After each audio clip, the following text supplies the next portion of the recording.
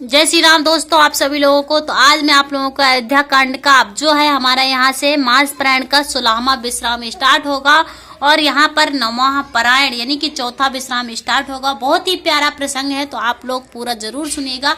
इसके पहले चैनल पर संपूर्ण बाल कांड पड़ा हुआ है तथा अयोध्या कांड का मास पारायण का 15वां विश्राम भी पड़ा हुआ है। चैनल पर 14वां विश्राम पड़ा हुआ है, तो आप लोग चैनल पर जाकर जरूर सुन सकते हैं। और मैं आप लोगों को बता दूं, मैं संपूर्ण रामायण पढ़कर सुनाऊंगी। जितने भी कांड होते हैं आप लोग मेरे साथ जुड़िएगा तो मैं आप लोगों को जरूर संपूर्ण कांड आप लोगों को सुनाऊंगी। तो चलिए अभी हम यहाँ से स्टार्ट करते हैं। तो आप लोग पूरा वीडियो जरूर देखें, तभी आप लोगों को समझ में आएगा। और मैं आप लोगों को यानी कि चौपाई दोहे के साथ साथ उसका हिंदी में अर्थ भी बताती हूँ, तो आप लोग जरूर पूरा सुने। कोटि मनोज लजावे निहारे, सुमुखे कहूँ को आही तुम्हारे। सुनि स्नेह मह मंजुल बानी, सकुच सिय मन माहू मुस्कानी। राम सिया राम सिया राम, जय जय राम। राम सिया राम, जय जय राम। हे सुमुखी, कहो तो अपनी सुंदरता से करोड़ों कामदेवों को लजाने वाले ये तुम्हारे कौन हैं? उनकी ऐसी प्रेममयी सुंदर वाणी सुनकर सीता जी सकुचा गई और मन ही मन में मुस्कुराई। यानी कि जो वहां की स्त्रियां थी वो बोलती कि हे सुमुखी, कहो तुम अपनी सुंदरता से करोड़ों कामदेवों को लजाने में तुम्हारे कौन है? उनकी ऐसी प्रेममयी सुंदर वाणी सुनकर सीता जी सकुचा गई और मन ही मन में मुस्कुराई। तिनहि बिलोकति धरनी, दुह संकोच सकुचहि परबरनी। सकुचहि सप्रेम बाल मृग नैनी, बोली मधुर वचन पिक बैनी। राम सिया राम, जय जय राम। राम सिया राम, जय जय राम। उत्तम यानी कि गौर वर्ण वाली सीता जी उनको देखकर संकोचवश पृथ्वी की ओर देखती हैं। वो दोनों ओर से संकोच से सकुचा रही हैं, अर्थात न बताने में ग्राम की स्त्रियों को दुख होने का संकोच है और बताने में लज्जा रूप संकोच है। हिरण के बच्चे के सदृश नेत्र वाली और कोकिल सी वाणी वाली सीता जी सकुचाकर प्रेम सहित मधुर वचन बोली। यानी कि यहाँ पर जो है सीता जी उनको देखकर पृथ्वी की ओर देखती हैं और वो दोनों ओर के संकोच में सकुचा रही हैं। यदि नहीं बोलती हैं तो गांव की जो स्त्रियां हैं वहां की बहुत दुख होता है, और यदि बोलती हैं यानी कि उनको बताती है तो लज्जा रूप में संकोच करती हैं। इस तरह हिरण के बच्चे के सदृश यानी नेत्र वाली और कोकिल सी वाणी सीता जी सकुचाकर प्रेम सहित वचन बोली। सहज सुभाए सुभागे तन गोरे, नामु लखन लघु देवर मोरे। बाहुरे वदन सिंधु आंचल ढाकी, पियतन चितन भोरे करे बाकी। राम सिया राम, जय जय राम। राम सिया राम, जय जय राम।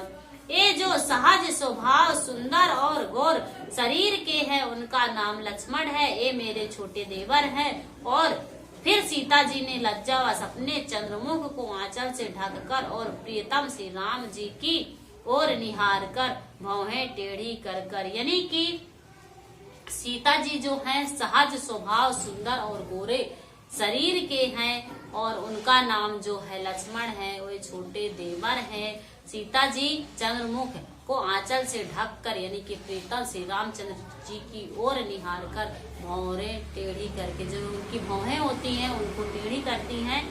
और खंजल मंजू तिरछे नय नहीं, निज पति कहे तिनहि सिय सय नहीं। भई मुदित सब ग्राम बटू की, रंकन राय राशि जनु लूटी। राम सिया राम, जय जय राम। राम सिया राम, जय जय राम। खंजन पक्षी कैसे सुंदर नेत्रों को तिरछा करके सीता जी ने इशारे से उन्हें कहा कि ये श्री रामचंद्र जी मेरे पति हैं। यह जानकर गांव की सब युवतियां यानी कि स्त्रियां इस प्रकार आनंदित हुई मानो कंगनों में धन की राशियां लूट ली हो। सियावर रामचंद्र की जय। अतिश प्रेम सिय पाए बहु विधि देह आशीष सता सुहागनी हो है तुम्हें जब लगी महे आशीष। यानी कि वे अत्यंत प्रेम से सीता जी के पैरों पकड़कर बहुत प्रकार से आशीष देती हैं, शुभ कामना करती हैं कि जब तक शेष जी के सिर पर पृथ्वी रहे तब तक तुम सदा सुहागिन बनी रहो। यानी कि वहाँ की जो स्त्रियां हैं वो सीता जी के पैर पकड़कर और उनको बहुत प्रकार से आशीष देती हैं और शुभ कामना भी करती हैं कि जब तक शेष जी के सिर पर पृथ्वी रहे तब तक आप सदा सुहागिनी बनी रहो। पार्वती समय पति प्रिय हो देव न हमें पर छाड़ही हो पुनि पुनि विनय करही करे जोरी जो यही मार्ग फिरही बहोरी। राम सिया राम जय जय राम। राम सिया राम जय जय राम। और पार्वती जी के समान अपने पति की प्यारी हो हे देवी आप पर कृपा न छोड़ना बनाए रखना। हम बार बार हाथ जोड़कर विनती करती हैं जिससे आप फिर इसी रास्ते पर लौटे। दर्शन देव जानी जिज दासी लखी सी सब प्रेम पियासी। मधुर वचन कही पर तोसु जन मुकुंद को मुंदु पोसु। राम सिया राम जय जय राम।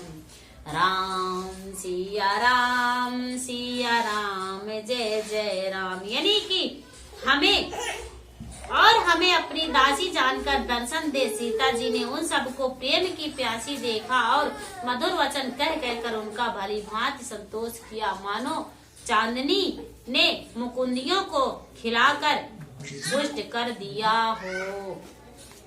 यानी कि स्त्रियां जो है वो बोल रही है कि आप जब भी वापिस आना तो इसी रास्ते पर लौटना। तब ही लखन रघुवीर रुके जानी पूछऊं मृग लोग ही मृदुबानी। सुनत नारी नर भय दुखारी पुलकित गात बिलोचन बारी। राम सिया राम जय जय राम। राम सिया राम जय जय राम। उसी समय श्री रामचंद्र जी का रूप जानकर लक्ष्मण जी ने कोमल वाणी से लोगों से रास्ता पूछा। वह सुनते स्त्री पुरुष दुखित हो गए, उनके शरीर पुलकित हो गए और नेत्रों में वियोग की संभावना से प्रेम का झल भर आया। यानी कि जब श्री रामचंद्र जी ने रूख जानकर लक्ष्मण जी के कोमल वाणी से लोगों से जो है रास्ता पूछते हैं तो वहाँ के जो स्त्री पुरुष है बहुत दुखित होते हैं और उनका शरीर जो है पुलकित हो गए और नेत्र में वियोग की जो संभावना से प्रेम है वह जल भर आया। मिटा मोदु मन भये मलीने विधि निधि दीन ले तुझनु छीने। समझु करम गति धीरज कीन्हा सोधि सुगम मनु तीन कर दीन्हा। राम सिया राम जय जय राम। राम सिया राम जय जय राम। उनका आनंद मिट गया और मन ऐसे उदास हो गए मानो विधाता दी हुई संपत्ति छीन लेता हो। कर्म की गति समझाकर उन्होंने धैर्य धारण किया और अच्छी तरह निर्वाण करके सुगम मार्ग बतला दिया। सियावर रामचंद्र की जय। तो कैसा लगा आप लोगों को, आप लोग जरूर कमेंट करिएगा। और अगला जो प्रसंग है अगली वीडियो आप लोगों को जरूर सुनाऊंगी। तो बस इस वीडियो में इतना ही। तब तक के लिए आप सभी लोगों को जय श्री राम।